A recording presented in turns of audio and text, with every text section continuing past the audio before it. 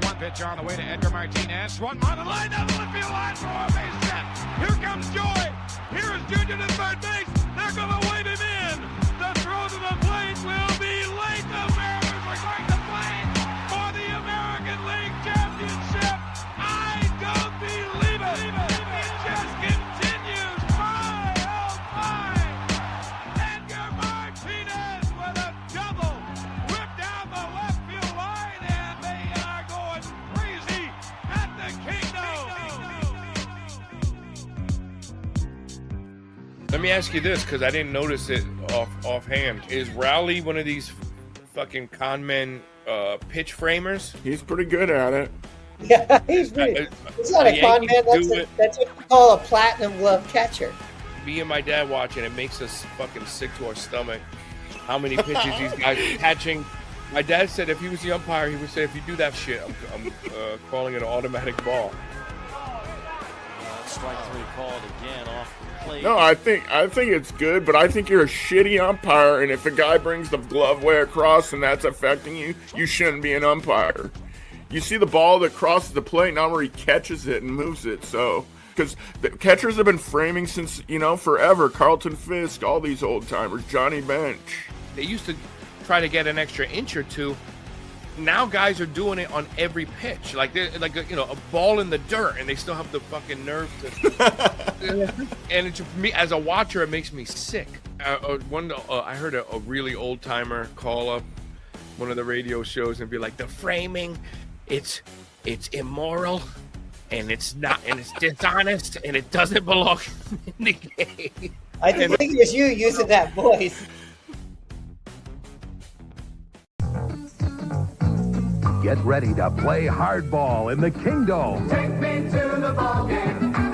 I want to see the Ants. The Mariners are playing hardball. Did it again and again and again. Did it again. Princess Tours, the vacation company, brings you the best show in baseball when the San Diego Chicken plays hardball with the Seattle Mariners and the Baltimore Orioles tonight in the Kingdom.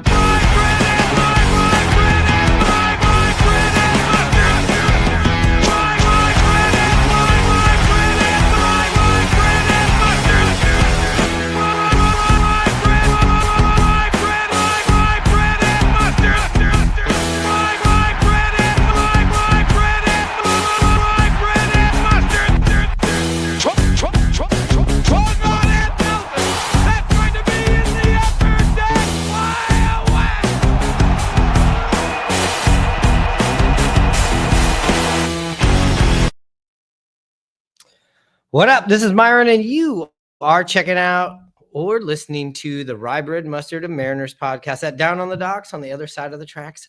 5-star dive bar podcast about the Seattle Mariners. And Hanno, we've made it. We've been looking at this part of the schedule, this particular weekend of the schedule, is probably as soon as the schedule came out last year and we knew we were eliminated and they were already trying to get everybody to go down to spring training. We knew that this weekend, if things all worked out, this was going to be a huge weekend with the Mariners and the Astros.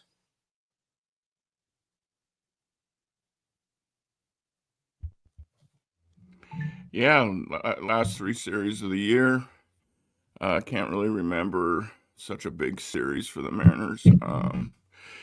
It's been many years it's been this important, but to be playing your rival who's knocked you off the last few years, the last time you're in the playoffs, massive series going into, and nice to see the Mariners playing good on the road. I'm excited. I really like their chances this weekend.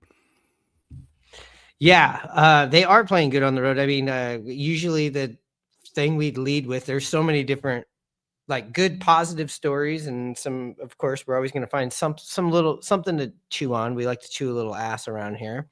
But yeah, the Mariners, they get 2 or 3 in Kansas City, which has also been kind of a under the radar house of horrors for the Mariners. I mean, going back just in the last few years, I mean, Salvi Perez and the Royals have really stuck it to the Mariners.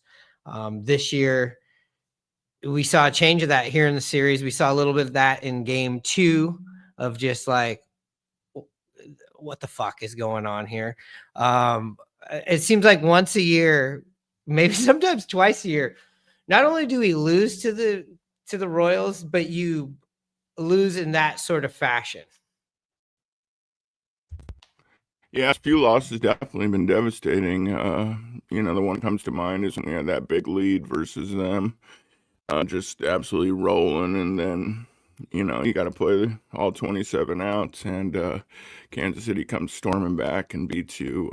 Not quite like that this series, but you're right. It's been a tough place for the Mariners to win there. There's always a lot of runs scored. There's always something crazy that happens. So, I mean, besides that, you got to win. I mean, these teams right behind you, these wild card pushers, Cleveland's and teams like that, I mean, they are playing. They're hot.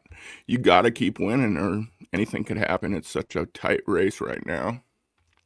Yeah, I mean, Cleveland, they're playing just as good as the Mariners. And last episode, when you weren't here and CJ was here, we were basically breaking down the schedule, and I was taking a look. We were really diving into this Detroit Tigers Cleveland series and seeing that they have to play Cleveland twice and the Red Sox in this last 2 weeks. This weekend they're playing the Braves, and I would assume they're going to take care of business with the Braves. So just like you said, Hanno, we got to keep on winning. There's the teams behind you are also pushing you to win. Besides the teams that you're chasing, there's every loss is devastating. And we didn't do a show in the middle of the Kansas City series, nor did we plan on it. But had we went on and recorded after game 2, it wouldn't have been pretty, especially after again seeing a late end of the year. What the hell is going on the base pass pickoff in game 2? So let's jump right into a little bit of ass chewing. Yeah, I mean, that was tough. I was pretty upset about that one. Mariners get down early. I mean, it was they've had their troubles on the road. They win game 1. I mean, big things happen. Game 2, you're feeling good, but the Royals get out to a big early lead. You chew back. A guy that hasn't been hitting very well starts going. Eugenio Suarez with a big 2-run homer. And you're fighting, and you come back a little more, tie it up, and then once late in the game, JP hits a solo home run to give you the lead. You're feeling pretty good. Oh, we're winning way different ways now that we haven't lately on the road. Coming back, chipping away, just a really good feeling. Everything's set up. You got Brash in the 8th and Munoz in the 9th, and you're hoping. I'll take us back to the 8th inning there. You're hoping for another security run. You got Cal Raleigh on at 3rd, Julio on at 1st. You got Eugenio Suarez up at the plate. Currently, been 0 for 30, 0 for 40. That game was 3 for 3 at that time with like I mentioned, a 2-run jack and a double. And all of a sudden, you're feeling really good about your situation. You're going to attack on another run, and all of a sudden, Julio gets picked off at first base. I mean, it was just, you just can't have that happen. Just infuriating to me. And then to follow it up the next inning, I mean, it just totally screwed all the momentum. And then to add on to it, Matt Brash, who has not had an outing like that in a long, long time, specifically hasn't given up that many runs, crumbles. And it was just a big snowball effect, and just can't have that happen. You got to play clean ball, and it's just inexcusable to me. We've seen a lot of freaking bad base running at times on this team, especially Julio getting picked off. It was just a wrong time, wrong situation, and just you can't have those mistakes in the postseason. No, and again, this is the end of the year. Just it's a triggering reminder. Let's not forget about what happened last year. I know it doesn't play into this, but this is still this Dan Wilson team. Last September, if you remember that Yankees series, Hanno, Julio, and that, what was it, a bat was coming down the line, and he moved out of the way of the bat, and then he kind of like lollygagged his way back to third base and gets picked off. And then you did have that Victor Robles at home plate kind of thing. And just yesterday, when you told me what had happened, because I had stepped out when that happened in that inning. I heard the sac fly or whatever scored Eugenio from third base, and you were absolutely livid about it. And so I Googled it because I wanted to see it. And I wasn't shocked. I guess I was more shocked to go, oh my God, how could I forget how many of these things when I said Julio picked off, and it went back to, there was some this year, but it went back to that one last year at the end of the year. And you look at the one game you missed the playoffs and there's plenty of things you could point at last year, but you go, well, that's on the board from last year. And you hope that this isn't something that maybe affects your seeding, because you look at Detroit, like we said, right now, the Mariners are one game back. If this doesn't happen, who knows? That doesn't make up for Matt Brash, what happened to him. That's, to me, an anomaly why that happened. It's probably not going to happen like that again. Let's knock on wood. But you look at games, like you said, every one of these games you have to have right now, because it's going to be such a huge swing. If you have a bad week, maybe you miss the playoffs. If you don't finish strong, maybe you miss the playoffs, or maybe you do make the playoffs and you end up on the road somewhere where you don't want to play. You take care of business right now, stay mistake free. The way the schedule looks, you should be taking care of business. You're getting Houston with your best team, with your best shot right now, as far as the history with the Mariners and the Astros. I mean, now is the time. But you're right. These little mistakes like that, or just any sort of mental errors right now, just absolutely need to be eliminated, because they will be magnified and they will be exposed. And you're playing good teams, especially if you make it through this next week into the postseason. They're going to make you pay. Yeah, I mean, Dan Wilson said it great in his post game. They still had the lead going into it. Yeah, it was misfortunate to what happened with Julio. For me, he's such a great player. He's hitting the piss out of the ball right now.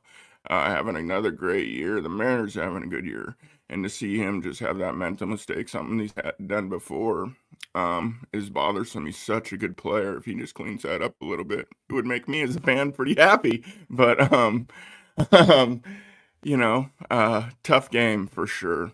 Yeah, and like and you these said, mistakes we're talking about, Hanno, too, these aren't like huge, like, oh God, they're chasing, they're doing these terrible things. These are like things that are very easy to clean up. Absolutely. And you expect it to happen. Sorry for jumping over you there. No, you're good. It was Time to wrap pausing. But let's get on to the good stuff. We win the series. All right. Okay. That's just how we'd run the locker room, right? We got to just, keep everybody accountable here. Now let's talk about the good stuff that happened in the series. You go back to the first game in the series, Dom Canzone, 3 home runs, 5 for 5. That's not even the top story. Let's get that out of here. Cal Raleigh breaks Mickey Mantle's record for most switch hitting home runs in a season. And then before you can even get out of put together a nice little meme or a post or anything like that, he's already ties the Mariners. He goes and ties the Mariners home run record. That kind of reminiscing of when he, tied Johnny Bench and then passed Johnny Bench in a matter of minutes, it seemed like. Yeah, just an absolutely incredible game by Cal Raleigh. As we know, he's hit 5. He's had 5 games where he's hit a home run from each side of the plate. We know that he seems when he hits one, he hits them in bunches.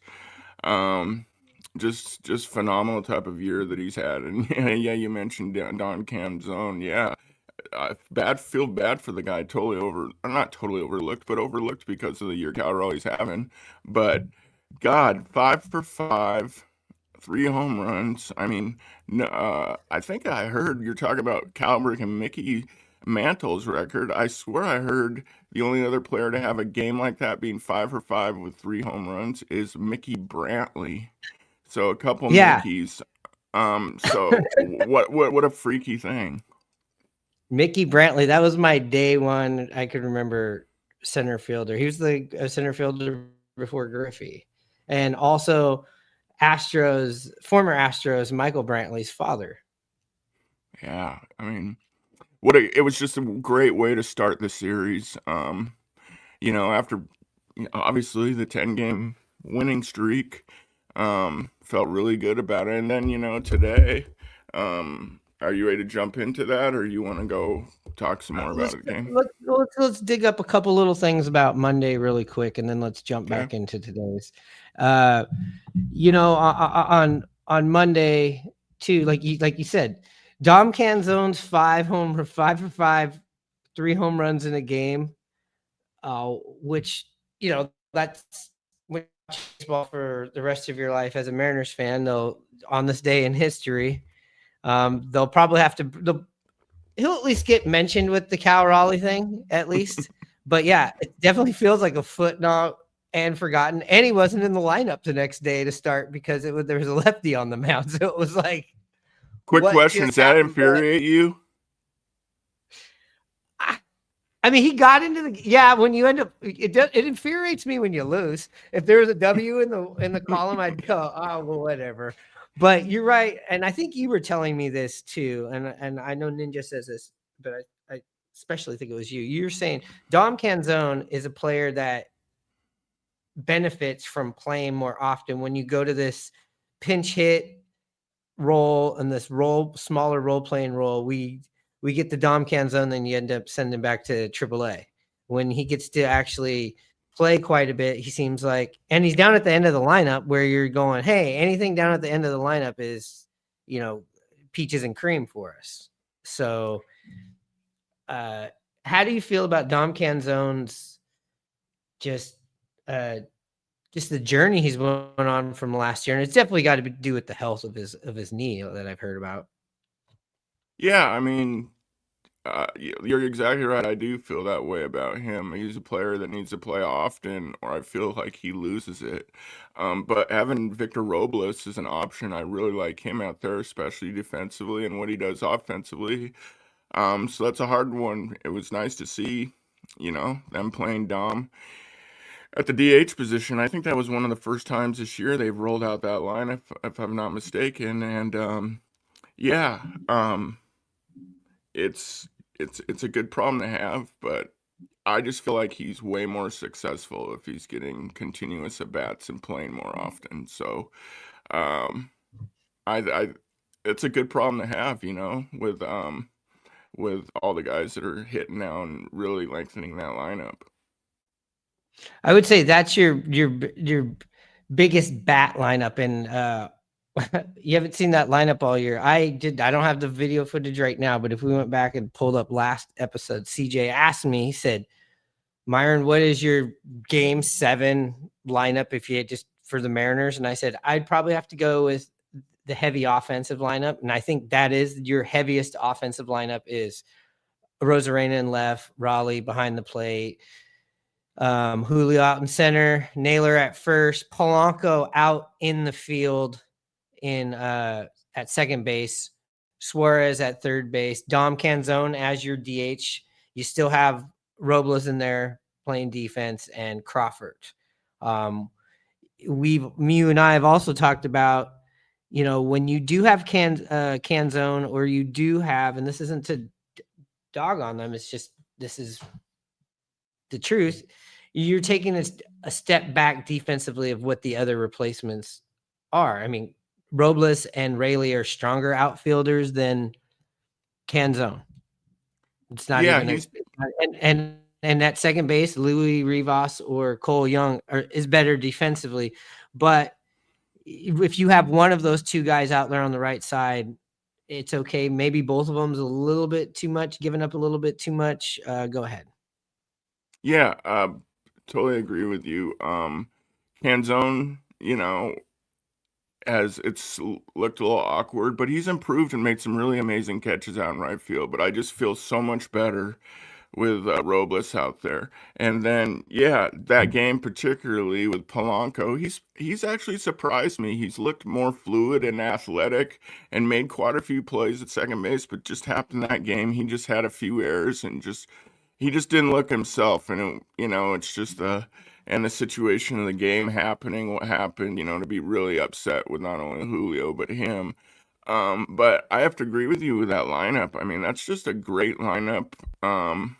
And defensively, pretty solid. Because for the most part, Polanco's played pretty good here since he got put into the second base position out in the field.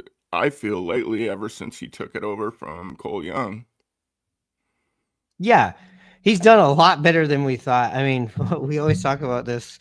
Remember the beginning of the year, and he was going to be your third baseman, and we were just like, we don't want this guy on the field anymore. To wow, he's healthy. We don't mind him over there because we need the offense. We need his bat's going to be in the lineup every day, no matter what. He's hitting from both sides. It's just he's on this Edgar Martinez double run where it's just double. I mean, there's times where he gets a double and just gets stranded out there. I mean, he's absolutely on fire, and I love having Polo right there in the middle of the lineup.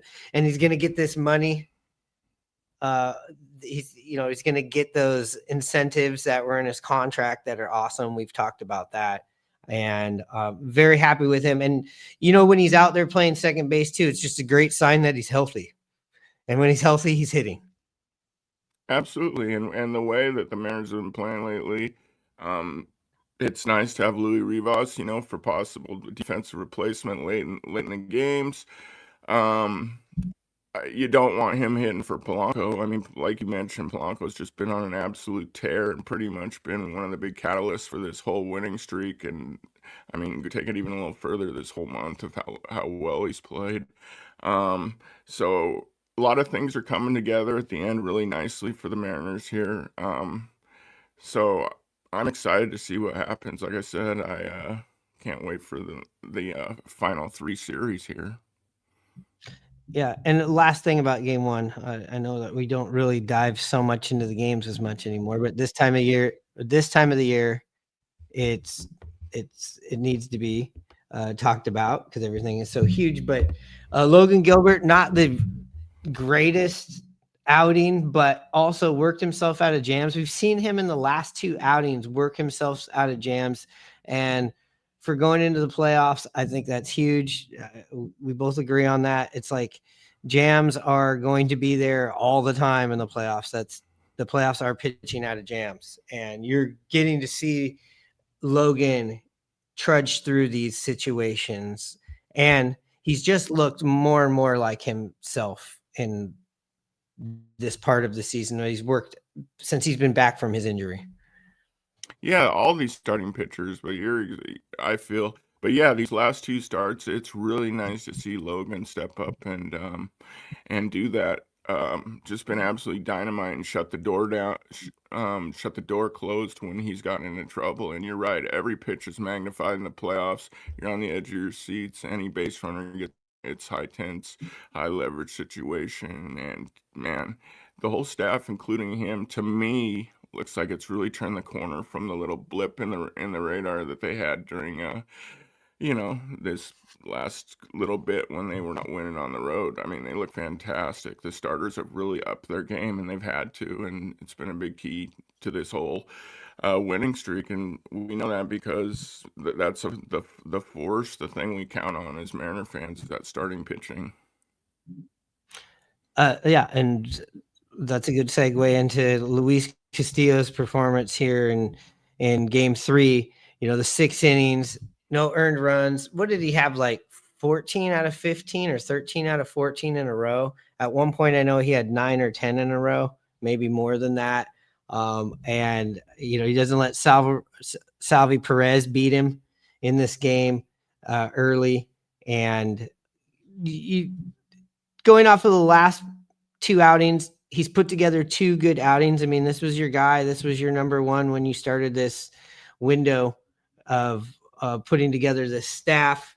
It's going to be interesting to see what happens here in the next week when it comes to Luis Castillo if let's say the Mariners are either in the first round or the second, let's say they get moved on to the second round, which we'll talk about here in a second. Are you still on the Logan, Gilbert, George Kirby, Brian Wu? Those are your three going into the postseason. I definitely like that. I could also see slipping maybe Castillo in there as well, because I can see that Castillo is a better fit, in my opinion, as being a starter than coming out of the bullpen. But heck, anyone's probably going to roll real good for you. I mean, it was just so frustrating. His previous, it was about 4 starts ago, when he just was absolutely terrible. Called him out for it, just said at what it was. He was crap. But then these last 3 starts, and the starts I'm telling you about, he had a 10 ERA, and then now in his last 3 starts, he has a 1 ERA. I mean, and against Atlanta, like you mentioned, all his starts have been 6 innings versus Anaheim is the same, but he's given up 4 less hits and struck out 6, 5, and 3.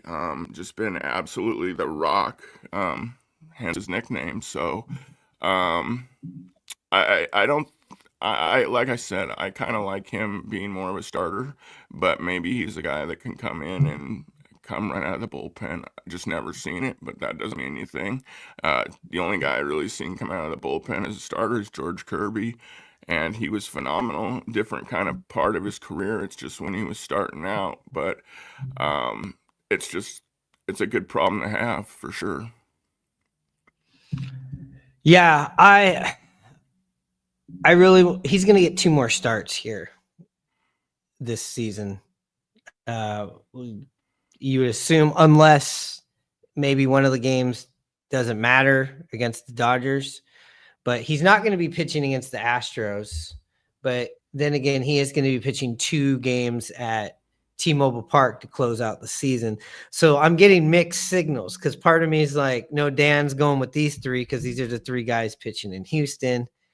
It seems like when you're online or you hear people on the radio or you listen to other podcasts, it seems like everybody's going with the Wu, Logan, and Kirby. And out of those 3, I definitely would put Brian Wu, because I think he's earned what he's done this year. He's carried the staff. He's been the guy carrying the torch all year. What you've seen out of Logan Gilbert of late, especially with the jams and being able to just mentally bear down and get through these situations, I would put him in there. And then it is a strong toss-up to me between Luis Castillo and George Kirby, but I also feel like Luis Castillo, like you said, better served as a starter. You don't want to see him take the inning to get himself moving in the 6th. You don't want to do that. So, Luis is what he is. If you get through those first 3 innings unscathed, he really bears down and doesn't get in too much trouble. But I also feel like George Kirby maybe would be better out of the pen just from what kind of pitches he throws. And let's not forget, he's already pitched out of the pen in the playoffs before for this team. So maybe that's a scenario. I mean, that was a Scott Service thing. I'm sure as far as Bryce Miller, he's looking at the bullpen. As far as Bryce Miller regaining what he's going to look like, or what we thought he was going to look like, or what he looked like last year, or most of the time he's been on a Mariner, that's not going to happen this season, I don't think. And I don't feel like the playoffs is the time for that, obviously. I would assume he's going to be on the roster in the bullpen, or do you think that's somebody that just they might not use that roster spot for? You're saying Bryce Miller? Yeah, you just assume he's safe going to be on the playoff roster if they make the postseason. Yeah, I mean, it's hard. I mean, I definitely think he's on there. I mean, I've seen people with their list, and some have Bryce Miller as a starter. And you can definitely make an argument for that as well. But I could also see, possibly Castillo, if anything, maybe not being pitching in the first round. Let's say the Mariners just have a 3-game series because he's kind of not needed. We remember what Marco Gonzalez did for us, and he didn't get any run in any of the rounds Yeah. for the Mariners, and it just might be the situation where Castillo is not going to be active for the first round. That changes. You can make changes after every series just because he won't be needed. So hard to say. Yeah, if he has to I pitch just on don't know. 162, if he has to pitch on 162, then he wouldn't be available if you're in a wild card round. You're right, because Yeah. you'd be pitching on Sunday, and that series is going to be done by Thursday. So I hear what you're saying right there. So that's I guess it's really going to matter about where they're placed and what the matchup is, of course. But just some conversation to have. I think I would definitely put Castillo as my 1, 2, 3. But you're right. If they're in the first round, we might not see him, and that would be terrible if things went the wrong way. You never got to see him pitch in the playoffs because that's what you paid him for. Yeah, I mean, especially for, like I mentioned, he had that 10 ERA, and then his last 3 just had a 1 ERA. I mean, and besides going out and kind of getting this whole thing started as far as the pitching staff, he was the first guy the Mariners went out and got to build this, was absolutely dominant, has gotten older and taken a little step back, but still been very, very good and serviceable. I mean, he'll give you those 6 innings every time, so... definitely hope. I just hope that he gets a chance to pitch in the playoffs for us, either as a starter or out of the bullpen at some point. I mean, he's been a massive, massive success for us, that trade. Yeah, I really, these next 2 starts are really important because on the flip side of that, we have seen George Kirby go south, and when things aren't really going his way, it's always tough to see him in that mental space that sometimes you see. Like I've compared him to Cam Newton harshly a couple of times, where I say, hey, when this guy's on you and he's dealing and he's shoving, he's great. But when he's having to pitch from behind, like Cam Newton in a game when he used to have to play from behind, it wasn't so great. You could mentally see him going through it, towel over the head. And I feel like it's a fair comparison. It's a harsh one, but it is, from my opinion, it is. And I just feel like if it was a big game I trust Luis Castillo a bit more if it was a toss up. Yeah, I mean, his last blow up, especially on the road, was that Tampa game. And yeah, you're exactly right. Just freaking hit after hit, him getting whiplash, just looking awful. But then, he's had a couple games against Anaheim in a row where he's just absolutely at career highs and broken one in strikeouts. So he's looked really good. And, even before that Tampa series, he wasn't quite as strong. Up in the Little League Classic. So he's been off here and there this year for sure. But like I said, it's just nice to see how these starters, I feel, have kind of elevated. Got their game. Yeah, elevated. Thank you. Their games here and, are getting you deeper into games and fighting harder, it seems like. But it's go time now as well. But Kirby, he's been up and down this year, so it's really hard to know which Kirby you're gonna get. I get what you're saying there. Yeah, and I just feel like with Kirby, you are getting those dominant performances here, there, but you're 100% right. You don't know which Kirby's going to show up. But right now they're all pitching good, and just like how they are, or better, I should say, in some cases. But as far as pitching and hitting, they always say hitting is contagious. It seems like good pitching is contagious with this team, even going back into years in the past when these guys all get rolling, they get rolling for a while. And it does seem like when things start to go right for the pitching staff. It kind of all happens a little bit at the same time. We're very close together. We're going to need somebody in the stat department to dispute that, I'm sure, but it just feels that way just on the surface. And right now, they're definitely clicking. And if these guys can just pitch in their best right now for 3 or 4 weeks, some good things are going to happen for sure. And the bullpen's been a lot better too. I know that we were kind of straight off of game 3. But I mean, pitching was the story of this game. That was it. Luis Castillo, a clean bullpen, especially bouncing back after what happened the day before was huge. You saw Andres Munoz not get himself in any jam. I've never seen. I'm trying just to remember of somebody that's pitched that good that put 2 guys on. I mean, that inning was absolutely amazing by him. Throwing 99 up, hitting the corner to the sliders that he's throwing in that inning. He grazed Salvi Perez and put him on first base, and I think that actually helped him out. But then it was Adam Frazier who hits the bomb off of Brash the day before. They weren't making it easy, but even the single he gave up in that inning was an absolute great pitch, I thought. And his strikeouts were absolutely amazing. But again, he had to go through that, and he had to go through a review call where he had to keep himself warm and calm and just trudged right through it. I wouldn't even say trudged right through it. He literally paved right through those guys.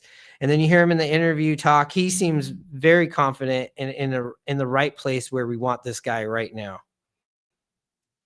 Yeah, I mean, he's certainly not the Fernando Rodney experience, but damn, he'll make you sweat. But he's been he's been great this year.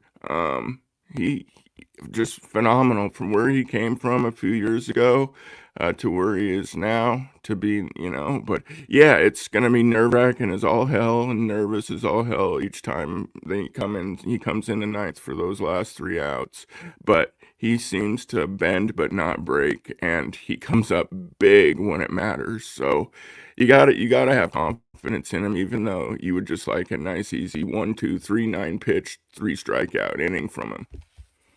Yeah. And we've talked about Bizzardo.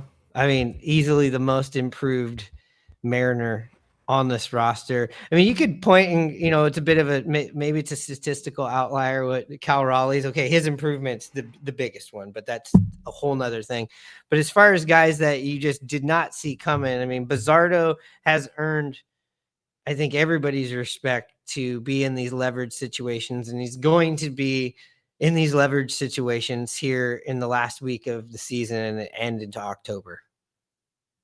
Yeah, I've noticed that too. It's quite interesting to me how Dan's kind of switched up things a little bit here and there with the bullpen. It seemed like for a point there, and we don't know what was going on and stuff, he was really going to Vargas, and he had some success, but, Vargas isn't in that high leverage situation. He's kind of down the pecking order. But yeah, absolutely, Bizzardo. He's been fantastic. Runs that hard, high fastball in, and then he's got a good hook too that has some sharp bite that left-handers swing over. But that's what you need out of a pen. We've seen this before with the Mariners. They get these guys that are bust out onto the scene and become major pieces for us in our bullpen, because you need those type of guys. And yeah, I feel absolutely really confident when he's up and in there right now. Yeah, you're right. We have one of these guys every year, and it seems to be a different guy every year. And Bizzardo has won that award. If we're given the whole, where the fuck did you come from? Or where did this come from award? You give it to Bizzardo. Spire's been solid too. And absolutely, you're right. You've been seeing kind of Bizzardo's been pretty much your 8th inning guy or 7th or 8th inning guy when Brash can't go. And that's pretty, from the right side, that's pretty much that's his job on this team. Yeah, I mean, they gave Fergie the chance when he came over here, but you're not seeing him in the game when we have a lead. If we're down, he gets thrown in there. So the roles have just totally changed, and that's the way it's got to be. You just got to go with a hot hand. So it's interesting kind of seeing how Dan's, developing throughout the year, and if what's really going on, is it just because it's these last games here he's changing up the way he's doing it, or is it just a hot hand? Maybe a little of both, for sure. Yeah, and as far as Ferguson, Fergie's definitely not looking Fergalicious for the Mariners, but you have been seeing a bit more of an improvement versus when he first came over, and he was an automatic 1 to 2 runs every inning.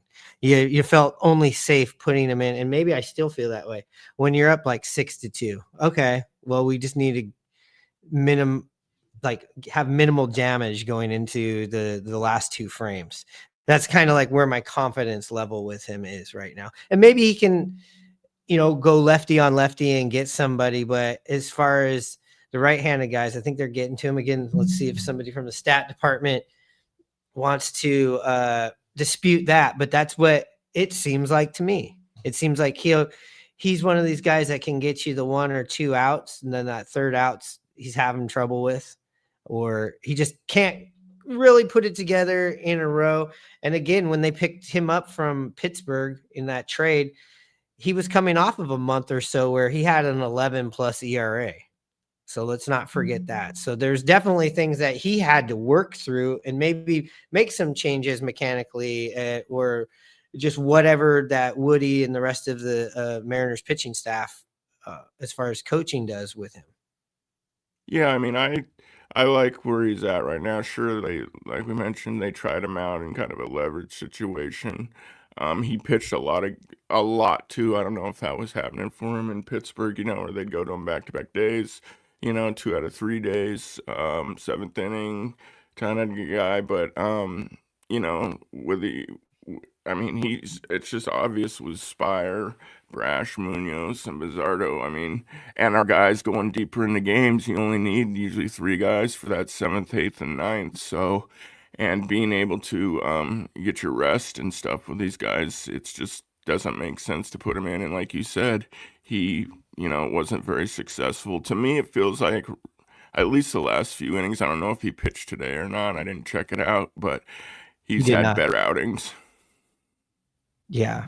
One quick thing. I want to show you this article. Well, then we'll do a quick break, and then you get to these. I got a whole bunch of comments for you, Hannah, for you to respond to.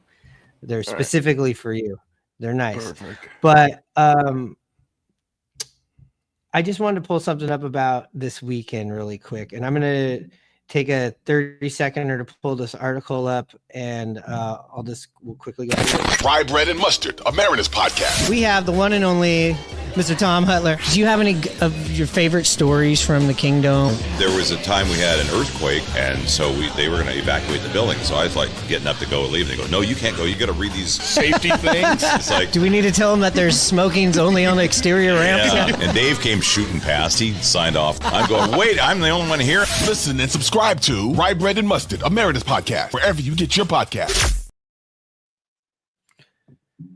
All right. If you haven't checked out the Tom Hutler Returns episodes, excuse me, part 1 and part 2, they're available. They were a lot of fun, weren't they? Every time we talk to Tom's fun, but especially when we can get him here on the record on the podcast.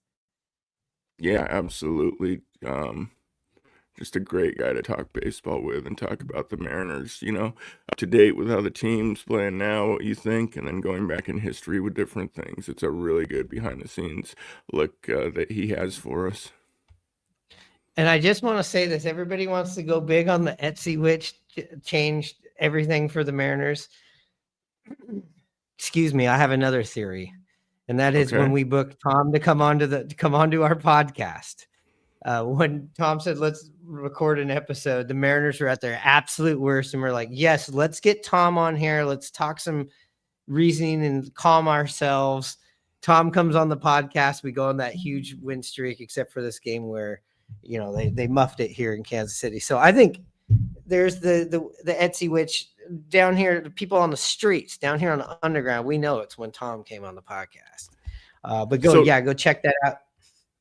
So did this Etsy witch thing come about because some guy some fan made a big video about it or something. You could make a video saying it's because of Tom and try to publicize it too. And yeah, it could be a square off between the Etsy witch and us and Tom. Yeah, well, yes, he just called me out right there for some work. I do got some videos. I think I'm going to do the breakdown. I think I'm going to do the Bizardo breakdown. I liked your bark. So before we get to this last article, I'm actually going to switch because this is a better. No, we'll stay right here at the article. Forget I even said that. Because I have it up and ready to go. So this article is pretty good that Mike Vorel wrote from the Seattle Times. Again, I have a Seattle Times subscription that I'm paying way too much for. So guess what? We're going to use it for the show and we're going to check this out. But it's this article. I love it. I've read it 3 times. I've read it on my laptop. I've read it on the second screen. I've read it on my phone. It's Mariners must get past haunted history with Astros to win AL West. And I'm not going to read the whole article on here. I'm not going to pain you or put the pain in your ears of hearing me read an entire article. But basically, go check this article out. It does start, an Etsy witch can exorcise the demons. An Etsy witch can't exorcise these demons. The Mariners must do that. I love that. I absolutely love that. Me too. And this article goes on to go, let's just talk about the history here. Considered the tangled web of heartbreakers and humiliations when it comes to the Astros. And here we go. Here's just some of them. The 116.7 mile an hour Yordan Alvarez sent through Seattle's heart to win Game 1 of the 2022 ALDS. You remember that one? We all do. That was the big old beach ball from Robbie Ray, the last pitch he ever pitched, I believe, as a Mariner, or maybe he pitched in that Houston series. I don't know, but that's the last memory we have of that guy because they ended up having Tommy John. Remember that move where they went from Paul Sewald to go left on left with him? That was brutal, and really killed the Mariners' momentum in that play because they were hot. They were hot going in.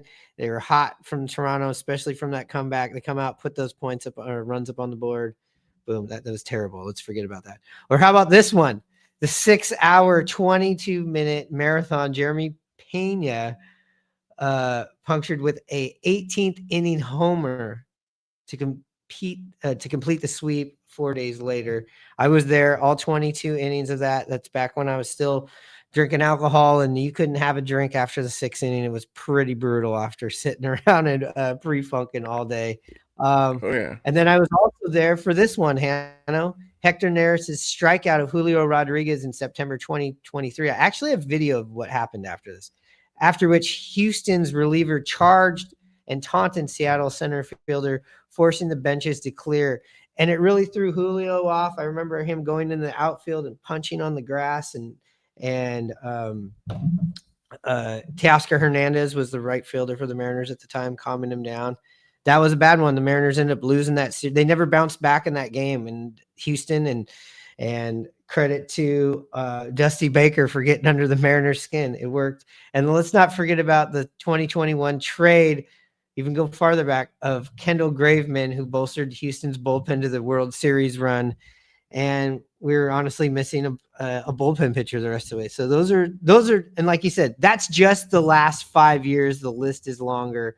And it's basically, this article is talking about, look at all the people that we've seen come through there. They're gone. You're looking at a team that's pretty much injured,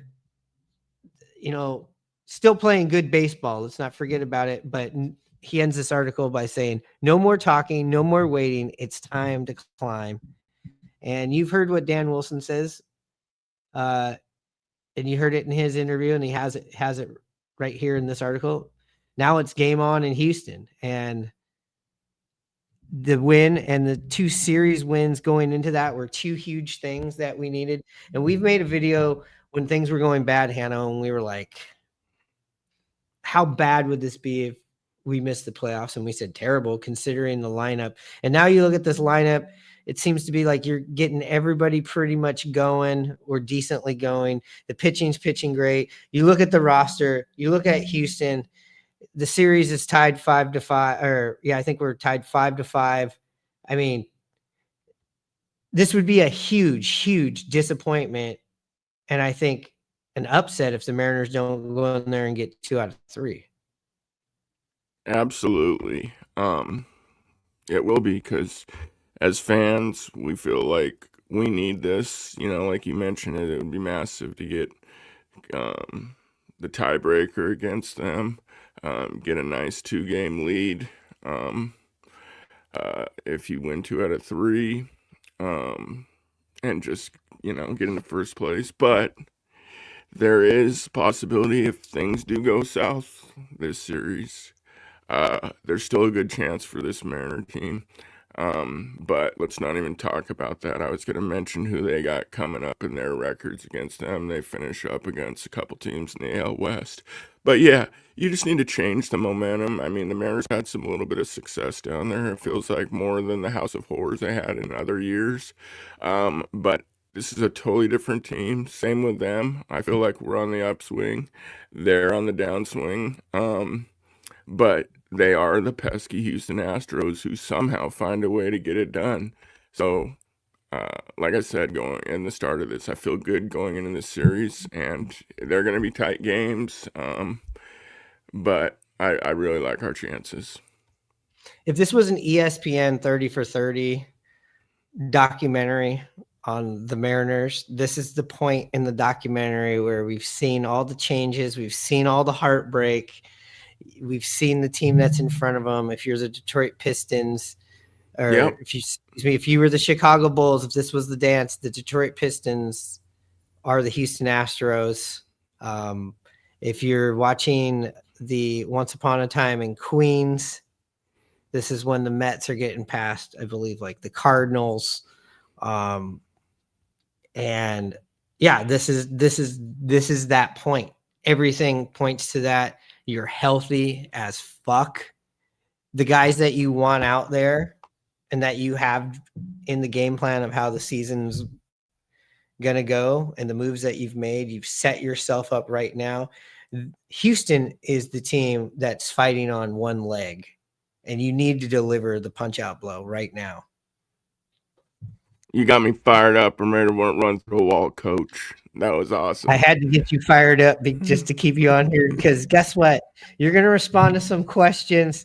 Here's the deal. Hanno, the only thing Hanno doesn't have in his tool belt, but we're going to get him in there. He doesn't have Instagram. He doesn't realize how big of a star he is over on Instagram. So we're going to talk about that, right after. How about this one? Supercross this weekend in the Kingdom. The Coors Beer Supercross doubleheader. Get ready, Seattle, this Saturday night at 7:30 and Sunday afternoon at 2. The 1988 AMA Supercross Tour, Motorcycle Mania, on an incredible dirt battleground that treats man and machine the same way. With absolutely no respect. See the best. National champion Jeff Ward, former champion Ricky Johnson. Tickets at all Ticketmaster locations, including the Bond, Tower Records and Video, and participating Honda dealers. The Coors Beer Supercross. You gotta love new WWF figures with real wrestling action. Jake the Snake Roberts versus the $1 Million Man, Ted DiBiase. Yeah. DiBiase lands a $1 million punch.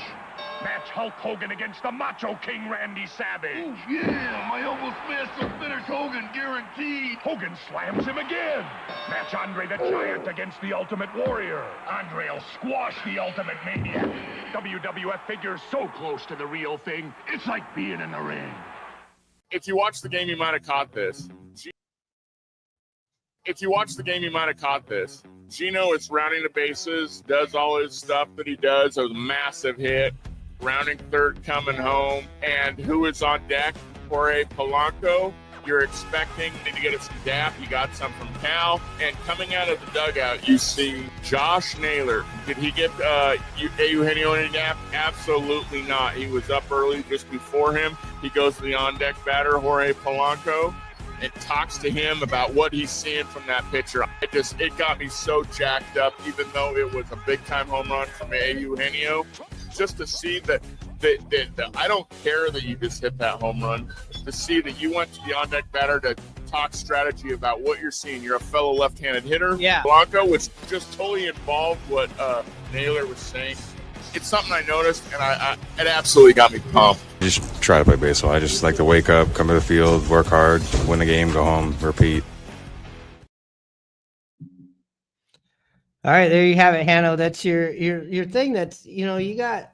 Listen, I'm going to be a little braggadocious here. I think you got, I don't know, about 45,000 views on that little video over there. You got 2,000 at the time of this recording, 2,461 likes. I think about like 600 or 700 shares. Anyways, what that means is my phone's just constantly going off, and there's people making comments, and we're going to go through a couple of them. And I'm going to have you do a little live and reaction to a couple of the comments, answer them, and maybe I'll go type them in for you. But again, that's over at our Instagram. That's Rye Bread and Mustard. We're also on X. It's R&B. You see the things right here, R&B podcast. They're right there on the screen. Also, thank you for liking and subscribing and all that stuff. It really helps us out. Go do it.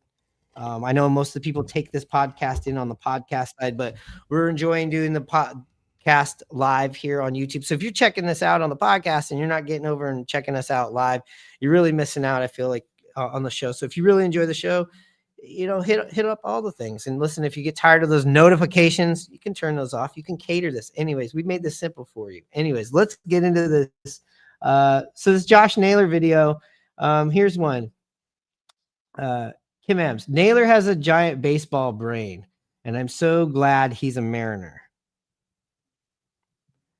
Absolutely. What do you think I totally agree with that. He's a heady baseball player. Is really dialed into the game. He brings a lot of different types of intangibles to the game. He's a smart player. Just really enjoy focusing on him and noticing the nuances to his game besides just getting the ground balls or getting up to bat and swinging. He's a fantastic teammate, I think, too, and has proved a lot of stuff to this club. If they don't go out and sign him, I'm going to be upset. Here's one from 12th Man Customs. I caught that also, dude, and mentioned that to my buddy. Loved it.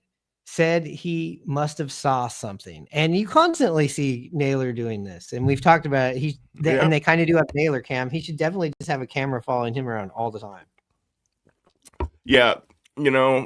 What's really cool, I don't know if anybody's seen it. They made a big deal out of Naylor being kind of grouchy and really focused, not really smiling. But if you happen to see earlier, I should have mentioned it to you, the Kraken sent over one of their new Kraken sweaters, our third one, and you've never seen him cheese and smile so big in your life on the video of him getting that present. So I hope everyone, if they didn't see that, they go see that are big time Naylor fans. I mean, his smile was from ear to ear. It was awesome. I have not seen that. I'm gonna go see that as soon as we wrap this up.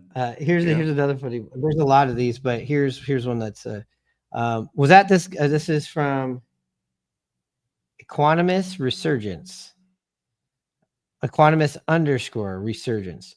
Was at this game during Polanco's at bat. He drove the ball only a few inches right of the right field foul pole on the next hittable pitch. Testament to what he learned. That's a good deep dive right there. That's a good deep dive on that one. I really like that. 100%. Michael C. Barr, 100% Naylor is a gamer. Love him. Only cares about winning. You're absolutely right. That's true. It. And then here we go. Steve Chivalry agreed. We need someone like Naylor who will inspire the Michael Jordan game face and other players. He has got the drive and the desire that will inspire greatness in other players. Yep. Let's see. Well, there's plenty of these. Go check it out on our thing. But Hando never really. He just kind of gets the numbers and that's it. I'm like, well, you got a lot of fans over there. We'll have to just download that app for you at some point. And then we had one more question in here that was asked. It was like, what did you guys think about that instant replay call today? Great question. Yeah. How could we forget about that? We made you wait for it. This was all the plan. I didn't know. I was gonna just bring it up here and say, "You ready to wrap it up?" I was like, we cannot go without talking about this. Go ahead, give me your thoughts, then I'll jump in after. Well, I got all the information I needed because when it happened, I said, I wonder if this is guy's been doing this all the time and they were watching him prior to this. It turns out it wasn't just this wasn't like he wasn't a targeted person. It's just something that apparently they check for all the time. So all the teams are watching this, where I kind of was like, whoa, if this happens, are we going to be seeing this all the time? Because, we all played infield, and kind of naturally, if you played, especially on the right side, you get your feet right there, like the backs of your feet onto, I'd say your heels always kind of touch the grass. I kind of liked having my feet on both. So I wonder how much that's just constantly going on. I also found out how it comes into effect. Yeah. If the ball's not hit to you, it doesn't matter. So you better hope the ball doesn't get hit to you. So it's like if you're on the grass and the ball gets hit to you, you're depending, I guess, just stop it just to stop the ball. But like maybe it'd be better, especially if you're doing if it's softly hit, maybe get out of the way and somebody else comes over and gets it. I don't know. Probably not. But it's interesting. I found out all the rules. I watched the interview. I know that they gave the player of the game to the review person. I would still give it to the pitching staff because they pitched a complete game shutout as a staff. But that was a huge moment. Dom Canzone hits this, not a weak ground ball, but a nice ground ball. All of a sudden he's out, and then they're reviewing the play, and you're kind of like, what in the heck is going on here?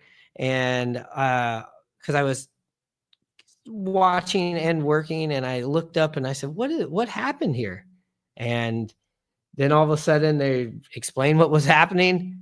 And not only was he safe, you get somebody like Victor Robles to come in there and run, maybe one of the last people you probably want to see on the bases if you were Kansas City. JP comes up with that clutch double, and also Robles was running on that pitch, so he just walked into home plate. So it went from being 2 outs, all right, it's going to be a 1-run game. And you even see Munoz put a couple guys on base. I think my asshole would have been a lot tighter had that not even happened. Yeah. So it was a big insurance run. It wouldn't be as big of a story if the next 2 guys didn't come up. So, good job, Mariners, for making this happen. And this is the first time that it's happened since this rule's been in place. And that's what I know. And that was my experience watching it. Yeah, and I don't know. Another thing I'll add to what you were saying that I heard is that the video coordinator had noticed that the second baseman had been setting up like this the whole game, and that if he had a ball hit to him at any point, they were gonna challenge, which they did, which was in a crucial moment end of the game, and it worked out. My whole thing on this is I am so happy. I watch the game sometimes, and I'm noticing I feel like there's the guy behind second base, either the shortstop or the second baseman, I feel is like right on that line. And I'm just like not sure if anybody's checking, if the umpires, and granted, I'm not at the game, I'm getting the TV angle. And it's really upset me going like, these guys, I know how it is, you try to push the limits. But to know that there's now somebody watching it for the Mariners, I just feel relaxed and relieved to know that someone who I've noticed, could be maybe past second base on the shift. Yeah. They got Big Brother up in the stands looking, and I love it. I'm glad that it worked out. I'm glad that Dan called it. I'm glad that it sparked a run after, like you mentioned, Canzone grounded into the second baseman there for an out. Awesome. I just thought it was a great call, great play, and heads up. Yeah, and it also was something they were like, they knew this guy was doing it, so they're just like, well, the ball's got to get hit to him. It's got to be the right situation. Boom, it happens, and they're ready and being ready because they have to relay that to Dan because you don't get all day to put in your challenge. There's an allotted amount of time for you to wave it off or let's check it out. So it all worked out. It's just like football when you are preparing for a play that the team's going to do, and they play it, and everybody recognizes it, and then the Legion of Boom makes you pay. I mean that's exactly what it was. Yeah, I was also going is this going to be something that other teams are really going to be ticky-tack about? Did we open Pandora's box? Are we going to be seeing this all the time? But when I heard the post-game interview, they're like, no, this is something that definitely happens, and most players are playing by the rules. But yeah, when you're there in person sometimes, especially where we sit, we're always usually sitting in between the one dugout or the other. There are times where I go, am I just looking at this in a weird angle, or is this shortstop way over second base? Yeah, because those are the rules. Obviously, we found out what the rule is today. You got to have all your feet on the dirt, and the second baseman cannot start on the shortstop side of second base, and vice versa. The shortstop can't start anything over on the right-hand side of second base. There's an imaginary line that goes out to the outfield there, and I'm glad you're watching and checking that out too. It's something we've never talked about, but they play it right to the close edge there on that, with those, not a shift, but just their positioning. And there's been plenty of hits that have gotten taken away, and then the Mariners have taken some away too from the positioning that way. Yeah, so listen, if you're an infielder, the Mariners are telling you, stay in the infield. All right. If you're an infielder, you belong on the infield. You want to step out in the outfield, go play in the outfield, because we're going to make you pay. And then there was one other, actually, our good buddy, Big Vlad, kind of took a nice little cheap shot at our wardrobe from the last time we recorded. Let me pull this up. He's trying to say that you and I are trying to dress like Cypress Hill. He said we look like Sin Dog and Be Real from Cypress. It actually does. I got the flannel on, and you got the bucket hat, and I look at that. We are looking a little insane in the membrane. That's when we were down at Tacos and Tequila. And hey, make sure that is your pre and post celebration, libation, and taco eating place. Tacos and Tequila. They'll be open this weekend. I think the Savannah Bananas are in town selling out the T-Mobile Park. So, yeah, we'll have to talk about that. My nephews are going.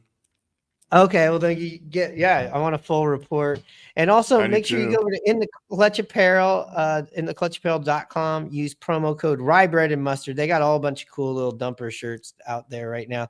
And like we said, make sure Tacos and Tequila is your pre and post game destination. And if you need the address, it's right there on the scroll, 1021 Occidental Avenue South. And also, if you're looking for that street cred and you want to rock the rye bread, hit up at simply.cora on Instagram, DM her, or look for her on Etsy when you're checking in with that witch.